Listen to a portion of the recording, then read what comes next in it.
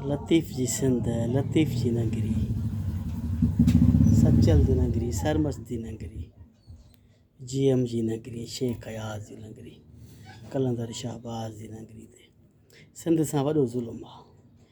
हिते आहिनि तक़रीबन 400-500 ख़ानदान जेके सिंध जे इदारनि ते उन्हनि जो कब्ज़ो आहे।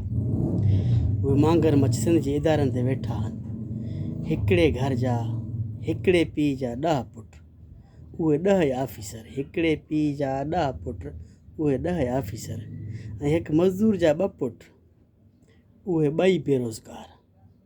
सिंध सां वॾो ज़ुल्म आहे। तव्हां कॾहिं गौर कयो आहे? हिन नंढी ॻाल्हि न आहे। हिकिड़े घर जा 10 माण्हू, हिकिड़े घर जा 5 माण्हू, कंहिंजा 5 पुट आहिनि 5 ई नौकरनि में, कंहिंजा 8 पुट 8 ई नौकरनि में आफ़ीसर, पर ग़रीब जा 2 पुट आहिनि 2 बेरोज़गार, ग़रीब जा 4 पुट 4 ई बेरोज़गार, ग़रीब जा 8 पुट 8 ई बेरोज़गार। सिंध सां ज़ुल्म आहे। हे 400-500 ख़ानदान आहिनि जेके सिंध जे इदारनि ते हिननि जो कब्ज़ो आहे।